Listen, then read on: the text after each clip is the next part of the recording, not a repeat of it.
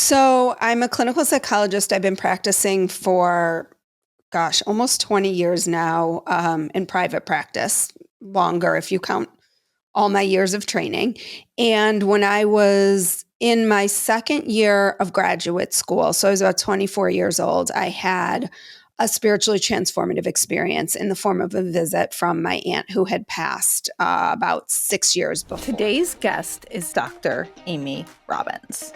Dr. Amy Robbins is a clinical psychologist with nearly 20 years of experience in both traditional psychotherapy and spiritual intuition. How to differentiate what's a dream from a visit. I can't remember a dream that I had last night, right? You wake up from it and it's gone in an instant. Or it's an amalgam of different people and people represent other people and there's symbols and there's archetypes and, it's all these combinations of things. Visits are my experience with visits is it's so clear. It's so, it feels like you and I are talking. That's what my visits feel like. And I remember them. She's host of the podcast, Life, Death, and the Space Between. So now for my conversation with Dr. Amy Robbins. So I know all of you have heard me mention IANDS, the International Association for Near-Death Studies, on here quite a bit. I want to let you know that they will host their annual conference August 27th through 31st, just right outside of Chicago. I went to their conference the last 2 years and I'm going to go again. It was such an amazing and transformative experience. You might have heard me talk about the dance party, for example, plus the researchers that speak are all the ones I'm kind of obsessed with. The conference is expected to draw nearly 1,000 people, and amazing experts will be speaking about near-death experiences and other related phenomena. Dr. Bruce Grayson will be a keynote speaker, as well as some of our other podcast guests, such as Mark Anthony and Dr. Diane Hennessy Powell. You may also recognize her name from the telepathy tapes. Some other keynote speakers I'm super excited about are Raymond Moody and Caroline Meese. The conference also features a healing center with services like Reiki, massage, mediumship, and spiritual counseling. And it's not all near-death experience experts by any means. There are people there who are curious, people who are interested in spirituality, people who are in grief. I had such a transformative experience there both years. The evidence, stories people share, they're all amazing. I also made a few friends who are my friends to this day. This special event will inform, uplift, and inspire you as you spend 4 days getting evidence and spending time with both experts and other people like you who are as fascinated by this phenomena. Visit IANDS.org, that's IANDS.org, for more information. I'll provide a link in the show notes. Everyone, today I am speaking with Dr. Amy Robbins. Welcome. Thank you so much, Liz.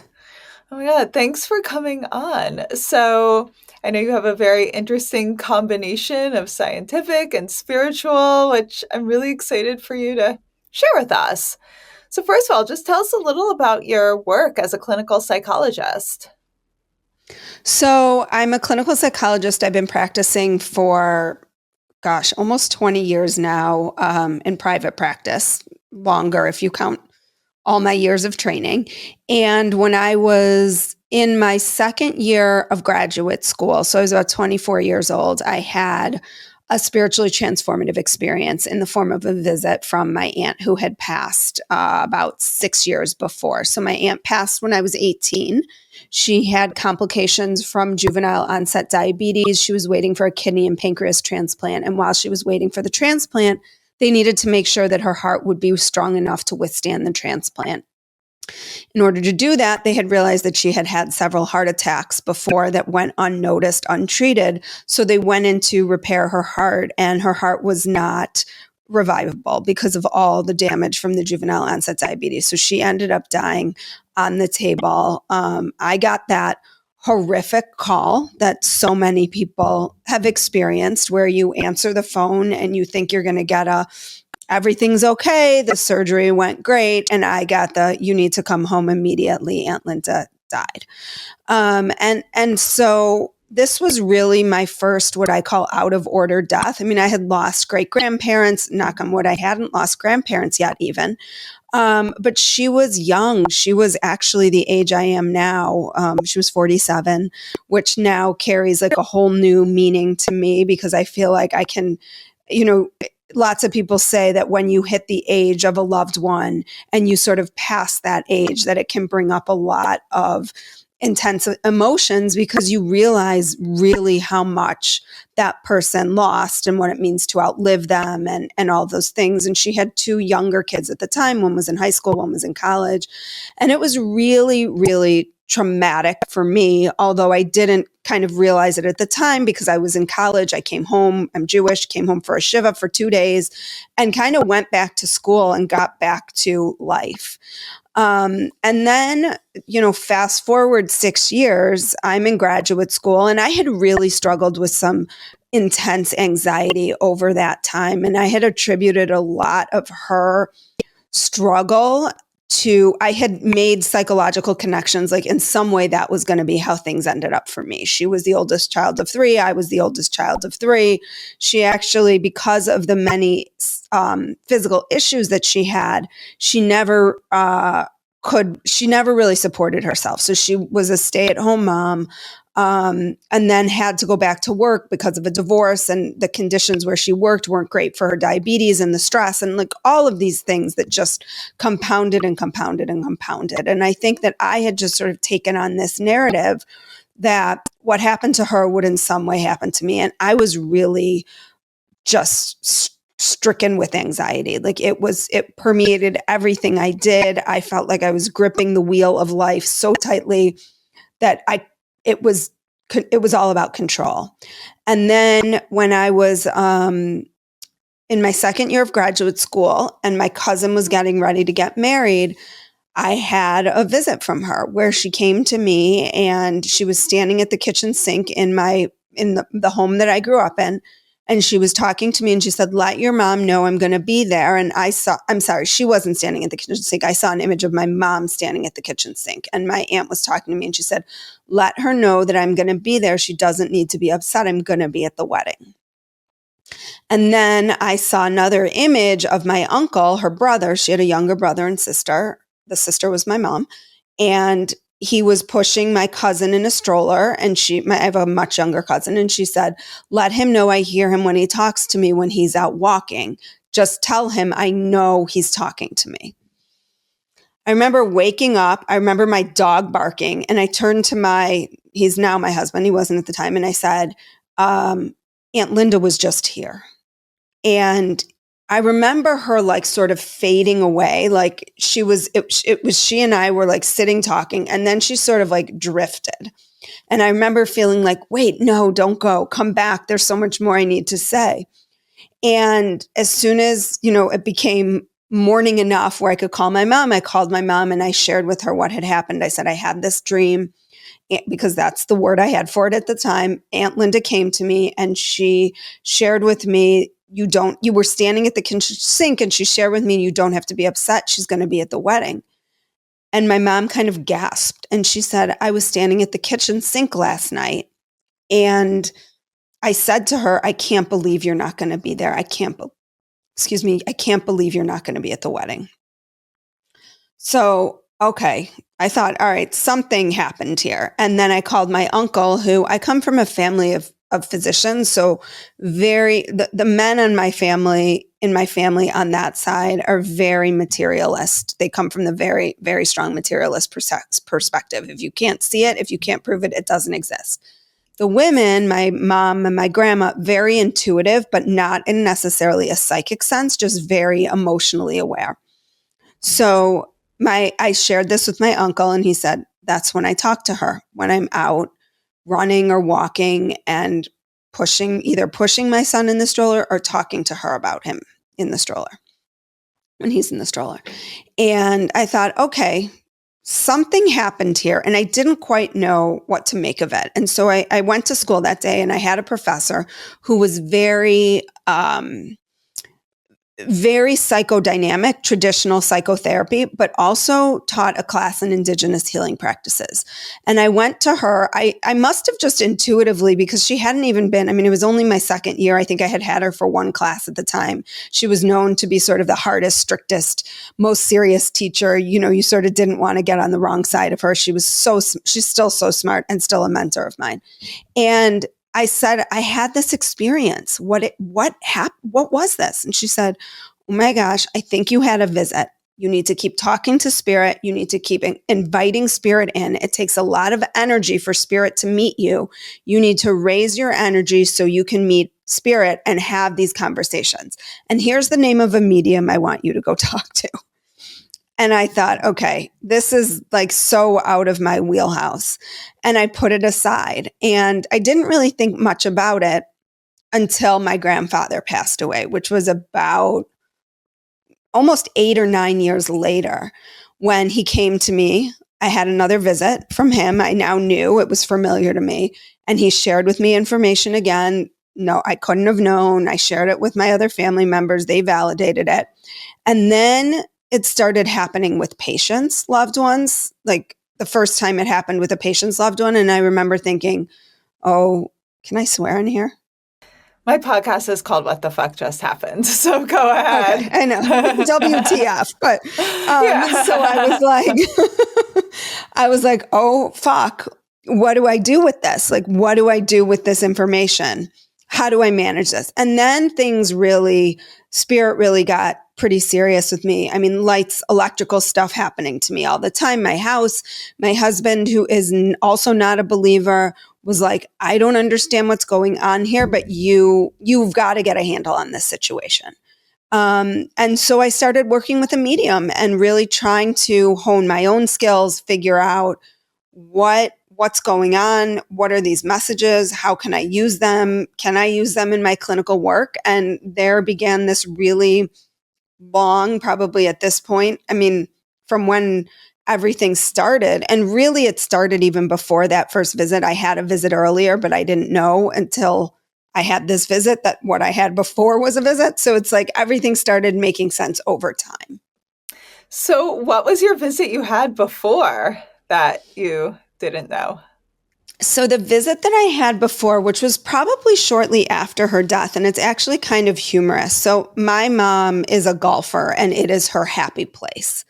And they grew up on backing up to a golf course, and her dad would take her out golfing at the end of the day at like twilight when no one was out there. And it was sort of it still is her happy place. And, after my aunt died, my mom had a lot of guilt around survivor's guilt around her dying and my mom still being alive. And it's so silly, but her golf game was like really impacted. And psychologically, it was like the thing that she most enjoyed, she wouldn't really allow herself to enjoy. And my aunt came to me and said to me, I could close my eyes right now and see how clear and vivid that experience was. My aunt was on a golf course and she was sort of in like a golf hat. She was wearing a red sweater and her skin, which had been really yellowed over time because she had been on dialysis, was like just like beaming with light. It was so beautiful. And she said, let everybody know I'm okay and I'm healed. And again, at that time, I didn't know that that's what that was. I don't even think I mentioned it to anybody because it didn't really mean anything to me. But I think that as you know, I know you explore this as you talk about how to differentiate what's a dream from a visit. I can't remember a dream that I had last night, right? You wake up from it and it's gone in an instant.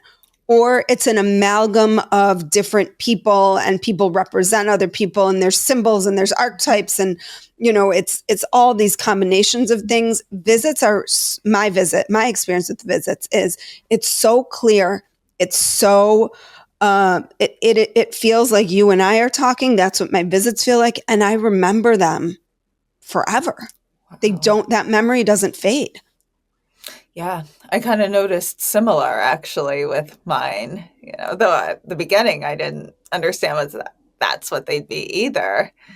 Um, wow. So then you said this professor gave you the name of a medium, and it sounds like you kind of thought like I did. Like if a professor had said that to me in college, I would have been like, this is absolutely batshit. No, no. Yeah. So, but it took you 9 years and you went. You ended up studying with a medium as well. But let's get to your first reading. What was that like when you went in? The first reading I did, or the first reading that You she did had. with me? Yeah, because you had With a reading her? before studying it, from what I understand, right? Right. Well, first of all, her name was Dorothy. May she rest in peace. She passed away a couple years ago. Interestingly, Right. on the day that I was with a woman that I had referred to her for readings, and I never see this woman ever. And we met, and then like the next day I got an email that Dorothy had passed away. So again, weird serendipitous stuff. But Yeah. Dorothy was like exactly, I mean, again, this was 15 years ago, sort of what you'd picture a medium to look like. Dorothy, don't strike me down. She had like red, frizzy, kind of crazy hair. She smoked, like chain smoked, raspy voice, crystals hanging everywhere, kind of reeked of smoke. And I remember thinking, what, like she was in this sort of not abandoned building, but it was like this building in the city, and you had to walk up like 3 floors, wood floors to get to her. I'm like, who is this person? Thank God it was, my professor who recommended her, because I probably would have walked out the other way, walked right out the door. But I sat down and, pretty quickly my aunt came through. What I remember the most from that reading, there was a lot that was really accurate, but what I remember the most from that reading is that she said to me about my children. I had 2 kids at the time, and she said, you have 2 more souls. They're a little bit further down the road waiting for you. And I had started this when my son, so my kids are less than 3 years apart, about 2 years, 9 months. My son was probably about 2, maybe a little less than that, maybe 1.5 when I started with her. And I knew I wanted more kids. She said, you have 2 souls. They're a little bit down the road for you. I knew I wanted more kids, but I knew I did not want 4 kids. So like in that instantaneous moment, I knew that I was going to have a miscarriage, that was like very likely. I don't know, when you talk about like intuitive knowing, and we'll talk about this probably a little later, I just intuitively knew like I'm not having 4 kids. I know I'm not. So I'm probably going to miscarry. And sure enough, and I really didn't, I sort of took it in and moved on, and years went by, and I was working with her, and we can talk about my work with her. And then I got pregnant, and at 6 weeks I had a miscarriage, and Sorry. I was sad, but I knew that there was this other soul that was waiting for me, and that soul was like the one that was meant to be. And it eased some of that pain for me. Stories about near-death experiences intrigue and inspire you as much as they do me. Are you encouraged by research about near-death experiences and related phenomena? There's a group at the center of this field that was co-founded by Dr. Bruce Greyson. It's called the International Association for Near-Death Studies, IANDS. I've talked about it on here quite a bit in previous episodes. This year, on the 50th anniversary of the launch of the near-death studies field, IANDS has kicked off a chrysalis campaign to grow IANDS so that it can serve the community and the world with important messages learned from near-death experiences and solid research from experts in the field. I personally think near-death experiences are some of the strongest evidence in favor of survival of consciousness. So if you join IANDS this summer at the supporting level or higher, or if you make a donation of $100 or more, you'll receive a limited edition commemorative mug, and you'll be helping such important research. IANDS was among the first places I discovered early in my grief, and I cannot recommend them enough. So go to IANDS.org. That's IANDS.org. I'll put the link in the show notes and click on Give to support this important organization. So that was sort of the biggest takeaway. And again, sometimes when we have readings, what we see and hear isn't necessarily, as she always taught me, like time in spirit world is not like how we see time.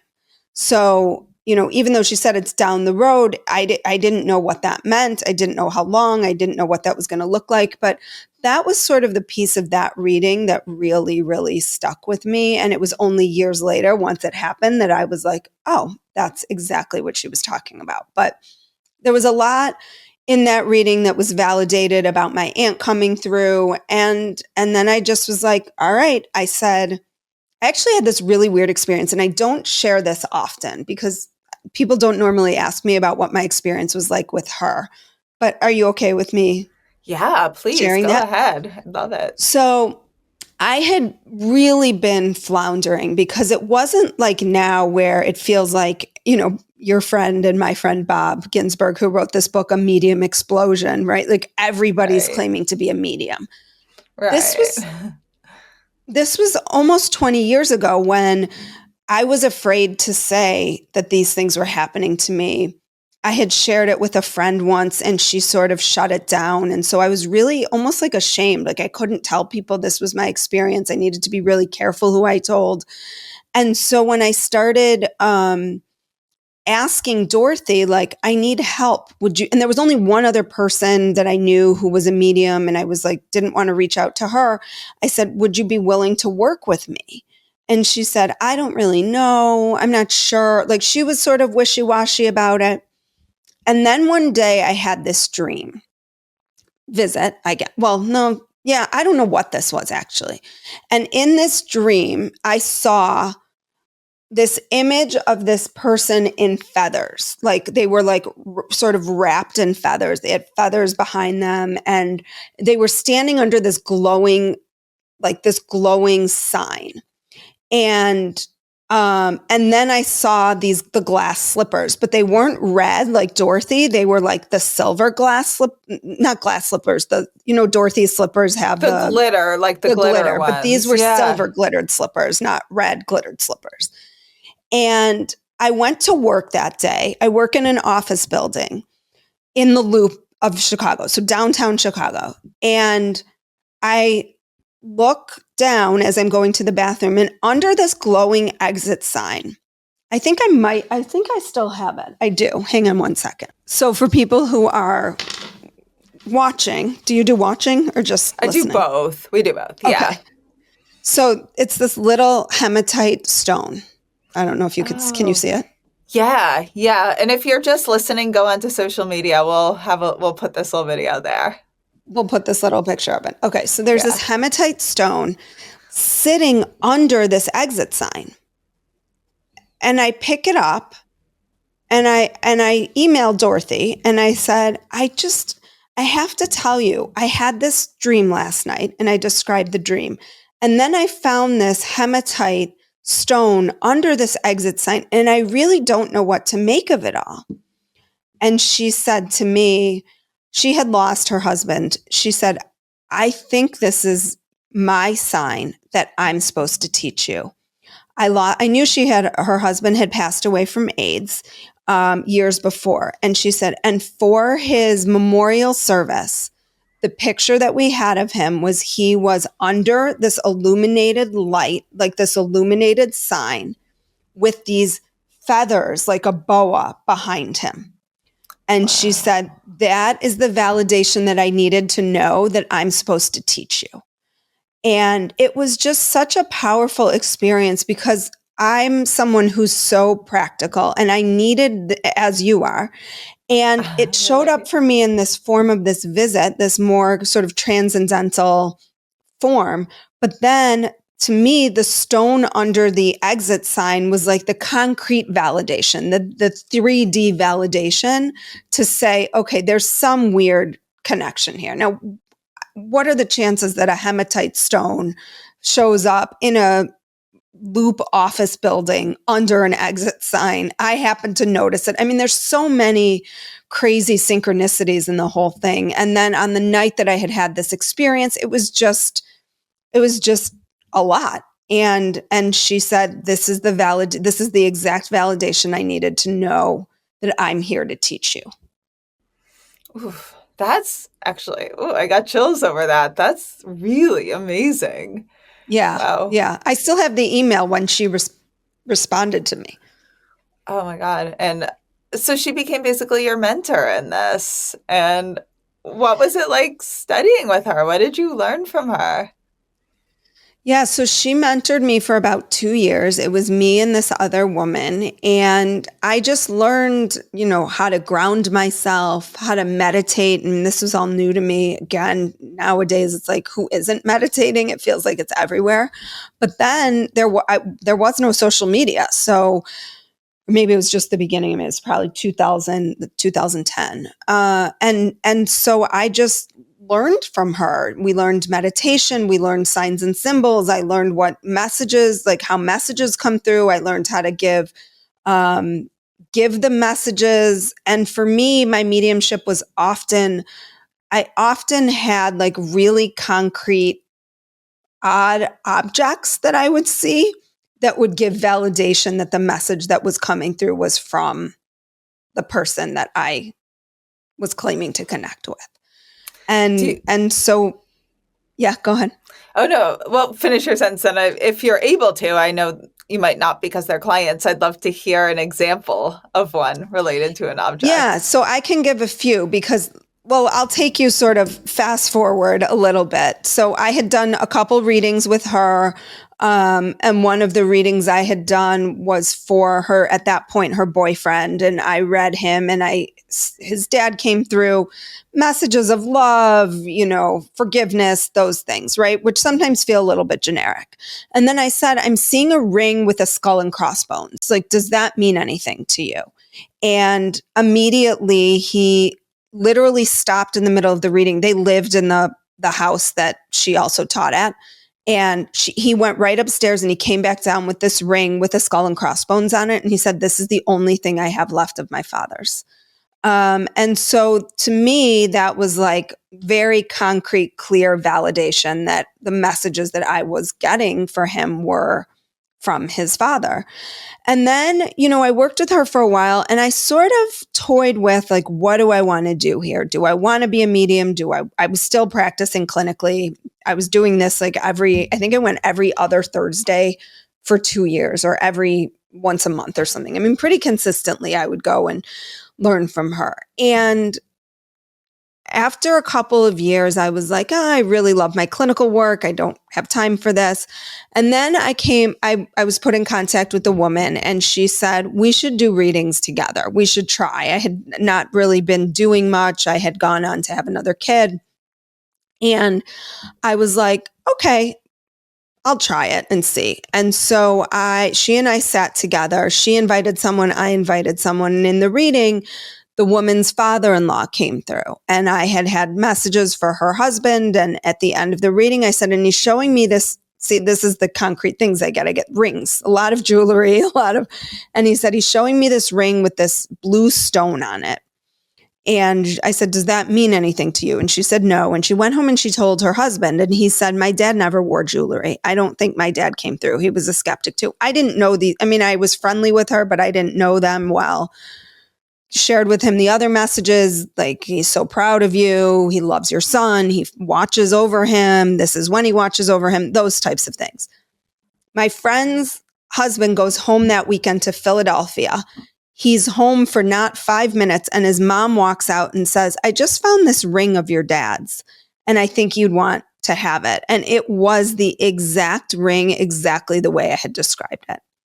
So at that point, I thought, okay, let me play around with this a little bit more. And I did what was called a medium internship where I invited people in for readings. I was going to do a month. It lasted 3. I probably did 30 to 40 readings.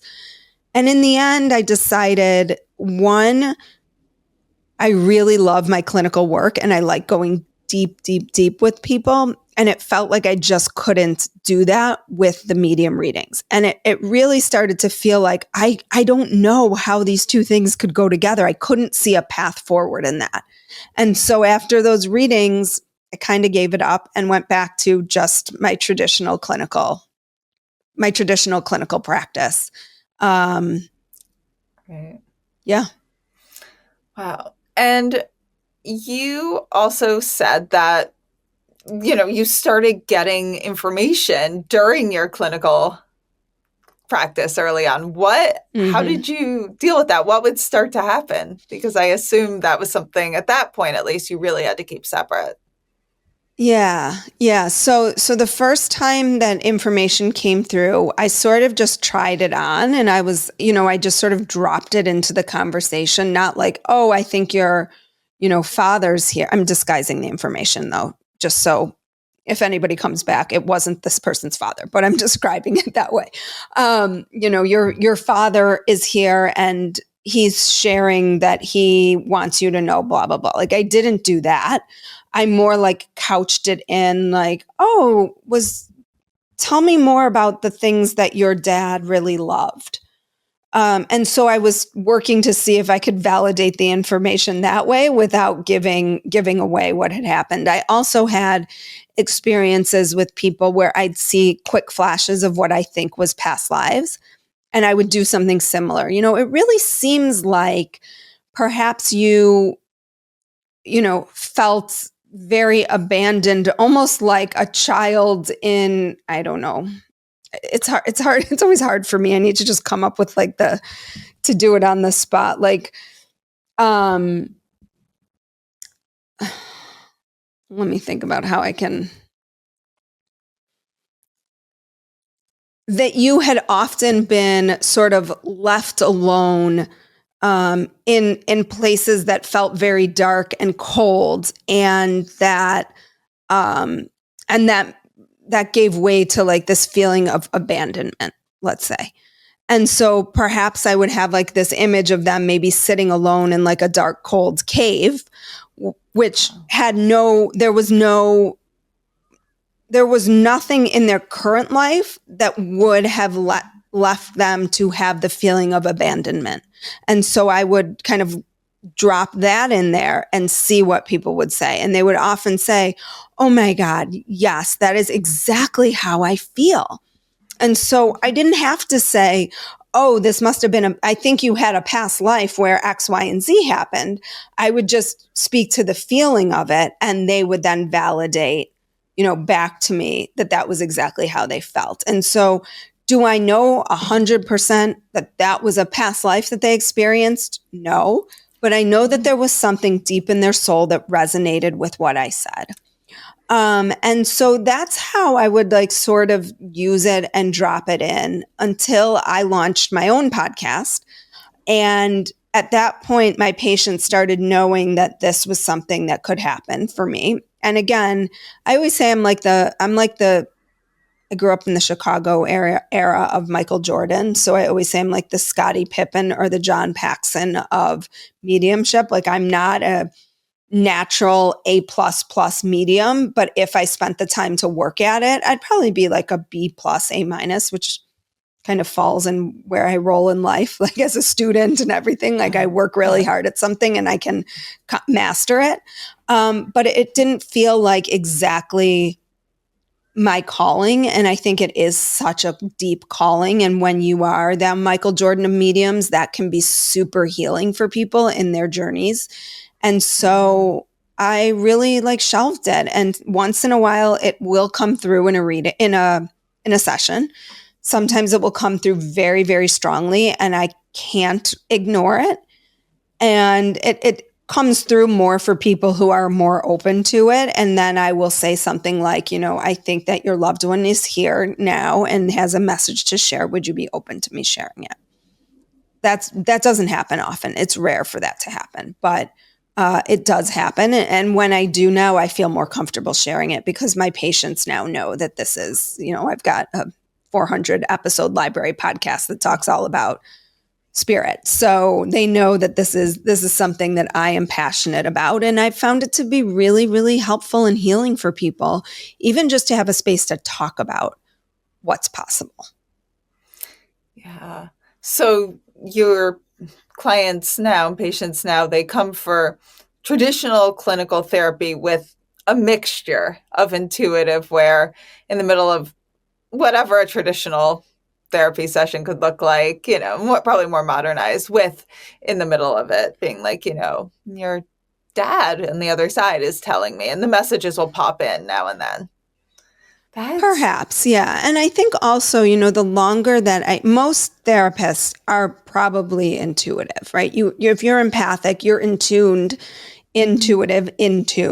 to someone else's experience. And so while it doesn't necessarily always feel like information is dropping in from somewhere else, I think I'm using my intuition often in my clinical work. Is like, okay, where do we need to go? How do we need to get there? Even the other day, I just asked Spirit, I was like, what is this? This is obviously, I'm not like saying, Spirit, what is this about? But in my mind's eye, I'm like, what is this about exactly? Because I'm kind of getting back to playing with it more in my clinical work. And I got a message, and I just spurted it out to the patient. And the patient was like, oh my God, exactly. Yeah, that's exactly it. And so it's like trying to figure out now, I'm like always growing, always developing, always trying to think about how I can integrate these two parts. It's like, maybe I don't have to work so hard with my mind if I can just let the information flow through. Do you think that's how all of us are actually working at what we're doing, but a lot of us don't know it? And we'll just be like, oh, I just got this idea, or I just kind of felt like I knew what to do next. And it is coming from like other side or intuition or spirit, but we just don't know it unless you know it. Right. I think yes. And I think if you're paying attention, when you have these moments of aha moments, or whatever Oprah used to call them, that those to me often feel super intuitive. Like, it is very clear that what is coming through in those moments is intuition. It doesn't feel like it came from in here. It feels like it came from out there and just got like downloaded, dumped in.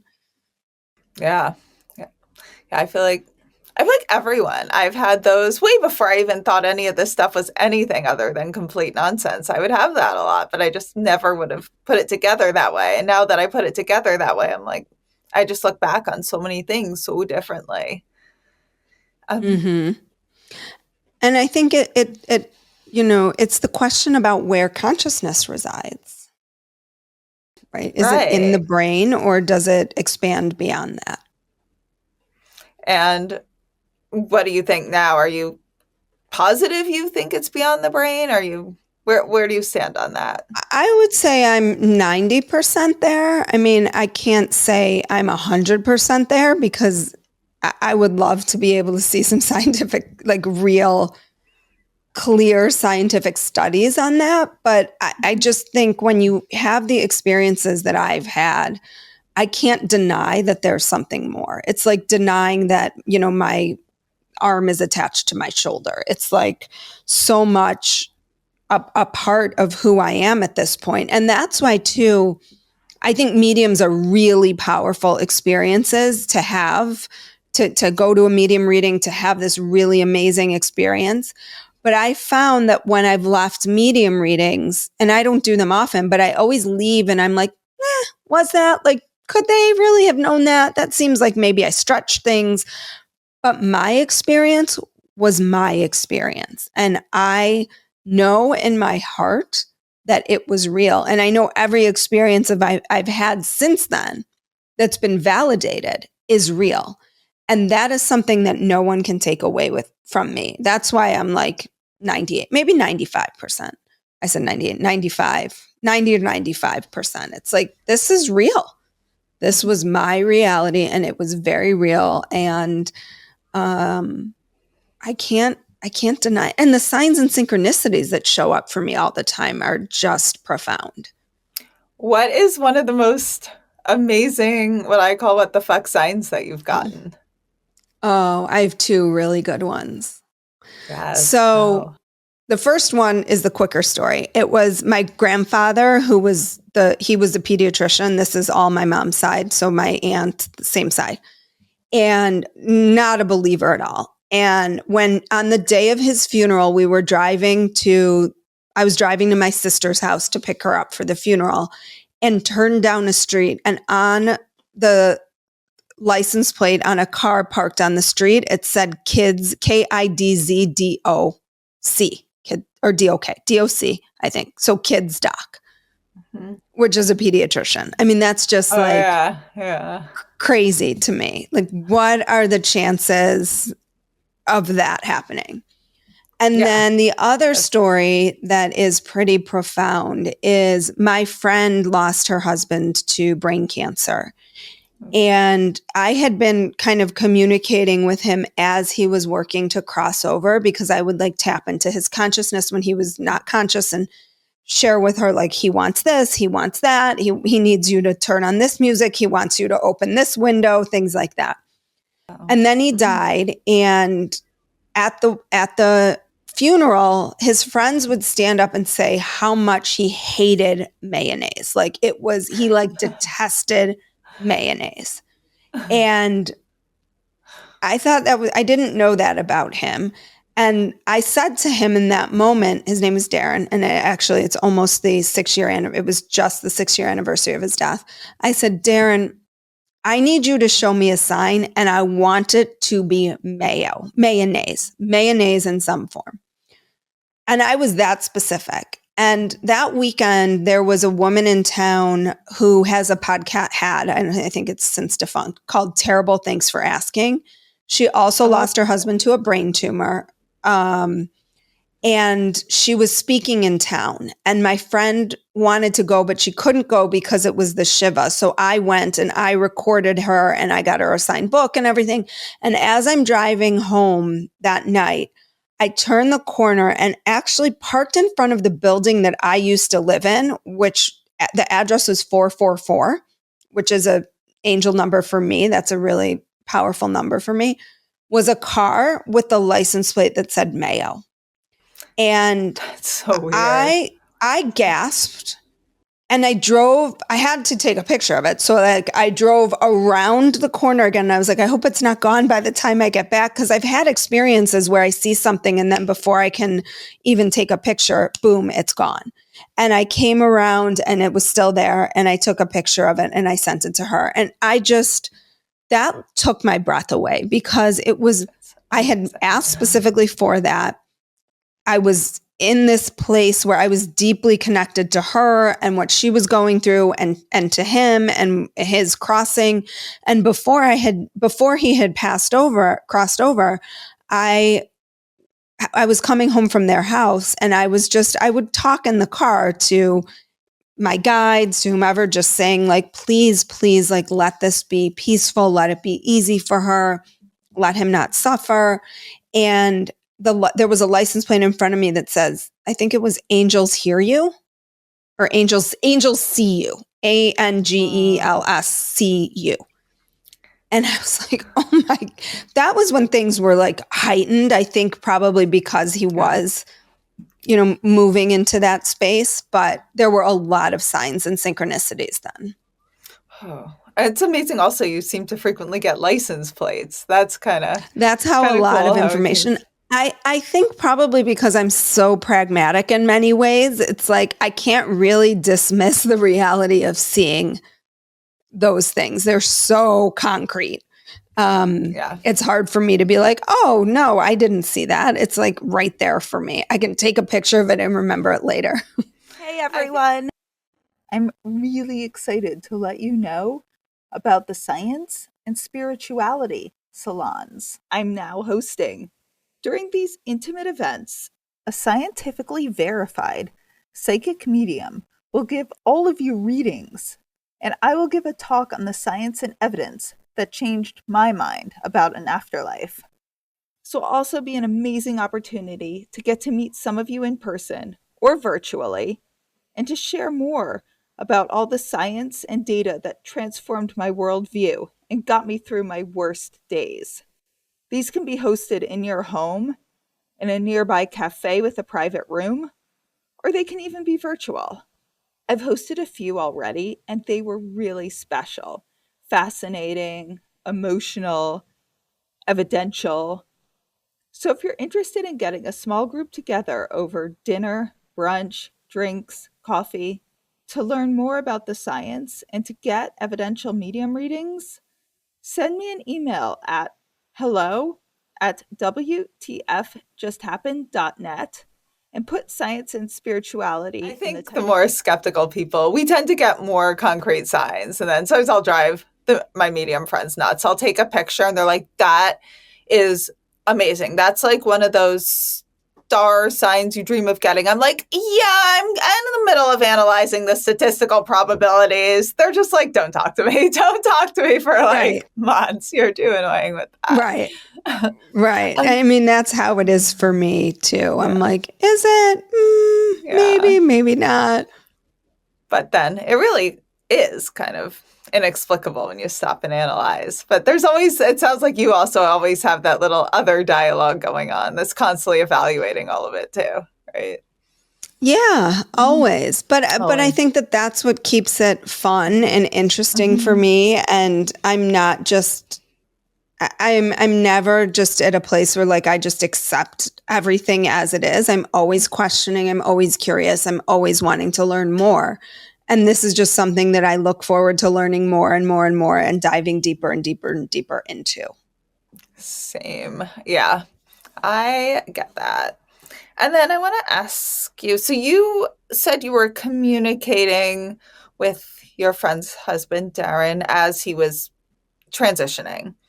And you also get intuitive, what some might call psychic, but sounds more like it's sort of an intuitive connection about your patients. And then sometimes you'll get mediumistic information. Those are kind of three different states of consciousness of people. Do you feel a difference in how you got all that intuitive information? Yes. So it's interesting because I did have a psychic experience with a patient. She'll allow me to talk about it as is. She was like, I texted her. I was like, can I talk about what happened with you? She's like, yes, yes. So I had a patient who she thought that she was pregnant, but it wasn't coming up on a pregnancy test. And not months before, but maybe a couple weeks before this had happened, I had a download very quickly. And this is to answer your question. It's really hard to describe when this information comes in. It just feels different. And I don't know how I could describe it to someone who's never experienced it before, other than to say, it's sort of like trying to describe like a psychedelic trip if you've never had a psychedelic trip, like or what people say near-death experience are. Like there's an ineffability to it that makes it really hard to pin down. But it's like, it always comes in on my right side. And it always drops in as like this it's almost like a voice but it's not, I don't hear a voice, but it sounds like a voice. It's like I very clearly heard like she's pregnant. And I didn't say anything for a while. And she really struggled because she was her pregnancy tests weren't coming back positive. And then she went to the doctor and the doctor was like, yeah, everything looks fine. They ran pregnancy tests and that wasn't positive. And so there was this weird thing happening. Like and I knew in my heart of hearts that she was pregnant, but I didn't want to say anything in the off chance that like, what if she's not? And I'm getting her hopes up. And I said to her, after she told me, I'm like, I knew it. And she's like, you did? And I said, yeah. And she said, how? And I said, like 6 or 8 weeks ago, I just heard very clearly she's pregnant. Like it was just, she's pregnant. And again, it's if you're so distracted by, and this is part of my problem sometimes, is I have 3 kids and I have a practice and I have a podcast and I volunteer. Like I have a very, very busy 3D life that sometimes it's much harder for me to tap into that space because that part of the left part of my left brain part of me needs to quiet the fuck down. And it is so loud often that the right side of my brain can't kind of do what it needs to do because I'm so left side dominant. I think I got those two sides right. Sometimes I mix them up, but, and so, it's really about, I think for people who are interested in knowing this, you have to practice quieting your mind enough to be able to notice those really subtle shifts in energy that happen when the information comes in. And, they say that mediums, the right back hemisphere, what could be called the God spot, is often the part that lights up when they're having these experiences. And when I do get the information, it always comes in on the right side. And I always sort of feel like it behind me. But it's for me, it's always been pretty subtle in that way. It's just like, oh, this knowing, this claircognizance knowing that is the truth. So interesting. Yeah. And then I want to ask you a little more about your podcast. So you talked about kind of when you started it, but what inspired you to start it? All of this, like I didn't know where to put myself. I knew that I wasn't, and this has evolved over time as well. I knew I didn't want to do mediumship. I knew I didn't want to be a grief therapist. I knew I didn't want to be, I didn't want to just continue to only do straight traditional psychotherapy in the way, even though I still kind of am, and it was like, where do I put myself and how do I bring these messages to the world to help people, to bring them more peace? And so I was like, oh, and this was even before podcasts were podcasts. This was in 2018. And I was like, maybe I'll start a podcast. And I started interviewing people. Some of my first guests, were friends that were mediums at that point. I had Eben Alexander on years ago when he had written Proof of Heaven. I went and saw him speak and I just went up to him and I said, I just started a podcast. Is this something you'd be willing to be on? And I was shocked because at that point he had this huge best-selling book. And for those who don't know, I think he was a neurosurgeon who had this crazy near-death experience that was really, really profound for him and shaped and changed the whole way he viewed everything, the materialist perspective. And I just started and I started bringing these messages of hope and healing and what happens after we die. And it's sort of morphed into, I've had a lot of near-death experiencers on. I've had people, scientists and consciousness experts, and it's really morphed into this way of thinking about psychology and spirituality and where those two, I believe, need to go together, because I think we've cut off the soul of therapy. And there's such we treat symptoms and we look at a person and we say, oh, they're anxious, but anxiety is a list of symptoms. That's all it is. It doesn't tell me anything about the soul of the person. And I really now am at this place where it's like, let's bring back the soul into therapy. Let's bring back these spiritual pieces, these potential really profound healing modalities that people have. I mean, most near-death experiencers, once they can come back from their experience and sort of process what has happened and integrate that experience, have profound shifts in their life. And I don't think you need to have a near-death experience to do that. I mean, so many people are seeking out psychedelics now. Why? Because they're giving them these spiritual experiences that are opening them up to these expansive states of consciousness. And there's other modalities. Breath work is one that can do that. These are modalities that can open you up to what else is out there beyond the 3D reality that we see. Are there any guests that I'm sure obviously, all your guests you've learned something absolutely fascinating from. Is there one that was the most mind-blowing? You're just like, no way this could even be possible. Like some story or research or whatever. Yeah. So there's one near-death experience and one sort of prophetic experience that stand out to me. The one near-death experience, let me think of his name. He was an orthopedic surgeon. I'm not going to be able to think of his name, but he had an experience where he was struck by lightning while standing at a telephone payphone, and his family was there with him. This is an old episode of mine, like season 1. And he talks about running up the stairs and watching his family come through him as he's like running up the stairs. He's obviously, it's his spirit, it's his energy running up the stairs, but they're coming back through his energy. And I remember just thinking, holy cow, like this is just so profound. And the second one was this guy, Lionel Friedberg, who, again, this is not like an interview this isn't some wildly crazy famous person. This guy was a director, and he had the experience in Africa. He was South African, and he had the experience of throwing bones. I don't know if you've ever heard of bone throwing. No, what is that? It's like a shamanic ritual in Africa where they take, I think it's the bones of animals, and they use it and they throw it, based on what the bones say or how they form or whatever, they tell a predictive story of your future.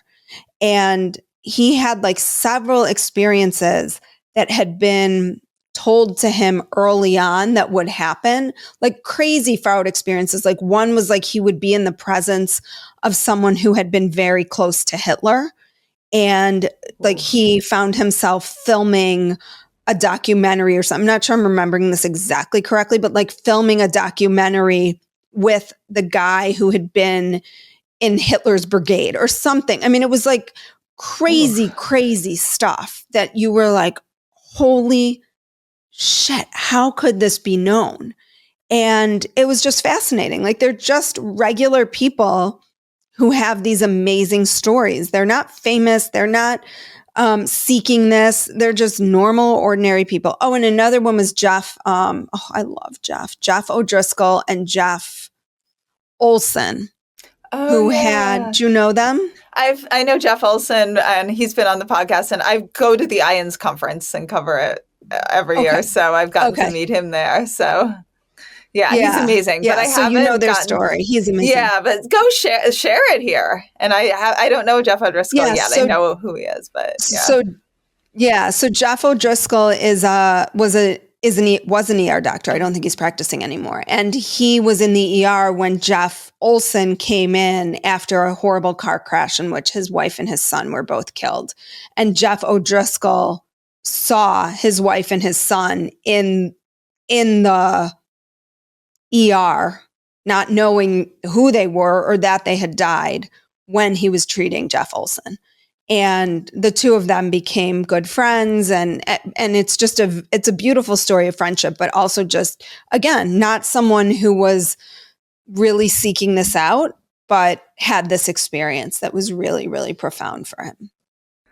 Yeah, I find that story beautiful. Just, really profound is the right word. And you mentioned a little bit about people, having profound spiritual experiences. And have you had any that you're comfortable sharing, like life-altering spiritual ones? I mean, I think certainly the ones that I've shared with my aunt and nothing, but I mean like out of body or anything like that. I've had some pretty profound psychedelic experiences, but those are obviously induced. And I've had some pretty profound breathwork experiences, also, induced by the process of breath. But I'm trying to think. If you're comfortable sharing them. I know those can be personal to some people, but. Yeah, I mean, I think a lot of those experiences, it's interesting because someone reached out to me the other day. I had shared a couple podcast episodes, a new friend, and she was like, I told her about this with me and we're going to be working on some like more practical stuff together. And I was like, I just want you to know this so you don't come across this later and think like, who is this wackadoodle that is helping me with like really, really practical things. Yeah. Got And it. I totally she's like, get oh that. my God, I'm so interested. She's like, will you send me podcast episodes? And so I sent her like 4 episodes, and I was saying that I needed to go back. I had a between life soul regression. And in it, I said something like, I need to go back and listen to that between life soul regression. She was like, oh, you mean the one where you saw yourself in Egypt? I mean, this just happened the other day where she said this to me. And it's interesting. I did not remember that. But when I did do a psychedelic journey, I had that same experience of being in Egypt. And so I was like, okay, there's something there. Now, maybe some people would say, there isn't, but there was something again in that moment where I was like, oh, I must have had a past life, and it's shown up in multiple altered states of consciousness. So I think that like, I feel like often everything is really profound. Like I have moments of profoundness. This is so simple, but I remember when a couple winters ago being at the lake in Michigan with my dog and feeling like this just sense of like peace, like just complete peace. Like I could almost hear each individual snowflake dropping to the ground. And I think that when we're thinking about spiritual openings or spiritual awakenings, we think it has to be this like super profound experience where like a giant angel shows up in front of us and like professes like, you are love. But for me, the experience of having multiple like transcendence experiences has only contributed to my ability to experience more joy and appreciation and gratitude and beauty in everyday, what would be seen as maybe mundane. Like those moments, that moment of standing in the snow and listening to it fall and like hearing like nothing, but hearing everything, feels just as profound and transcendental as my aunt coming and visiting me, or seeing that license plate, or hearing that my patient's pregnant. Like all of those things are miraculous to me.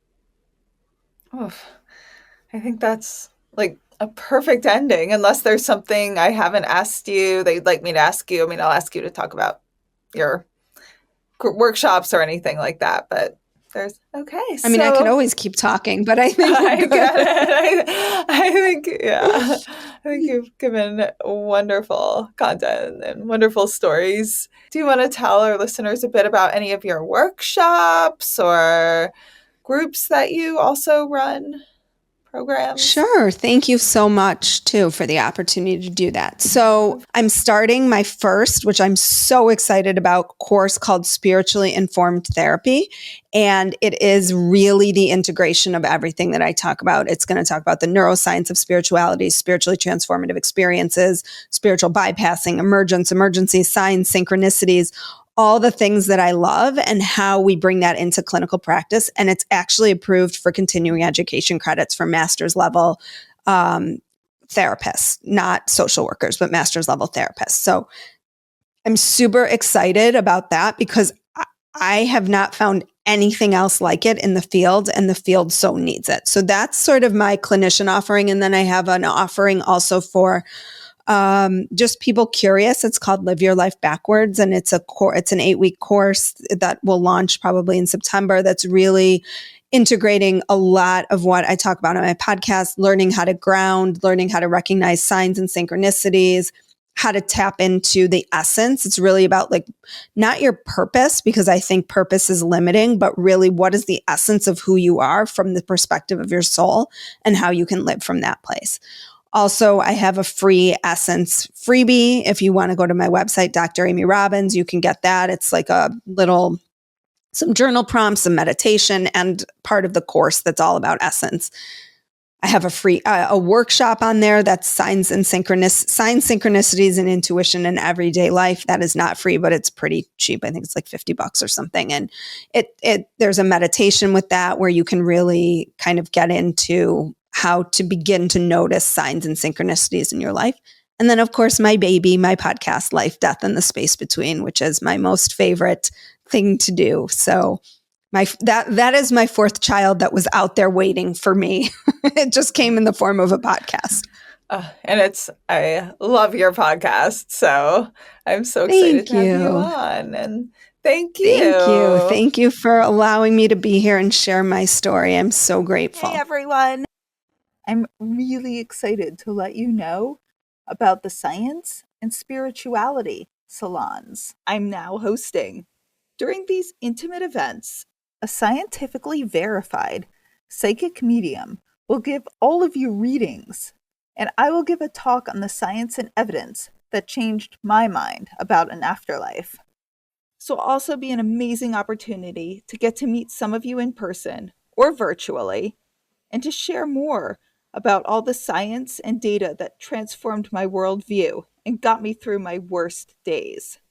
These can be hosted in your home, in a nearby cafe with a private room, or they can even be virtual.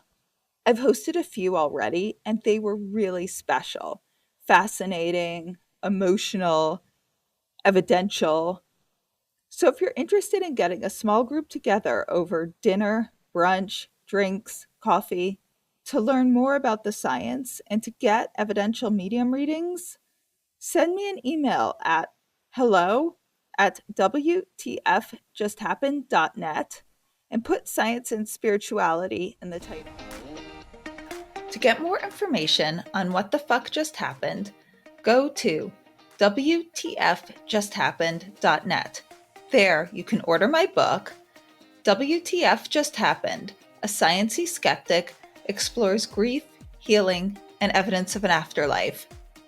You can learn all about how I came to conclude that there most likely is an afterlife, but you can also learn about the early stages of my grief and the amazing, fascinating people I met along the way.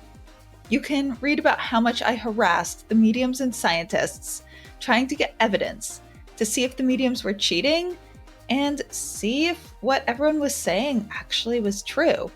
You can also subscribe to our newsletter to stay updated on any new developments and any interesting new what the fuck updates. So if you enjoyed this episode, please rate and review us wherever you get your podcasts. It makes such a difference, especially for a new podcast like this one. And if any of you have had a crazy what the fuck yourself, have any questions, feedback, or just want to say hey, reach out on either Instagram at WTF_just_happened_, or email me at hello@WTFjusthappened.net. I love hearing from all of you. It makes my day hearing your stories and questions and feedback and all of it. And remember, you don't have to draw any final conclusions as you wonder, what the fuck just happened?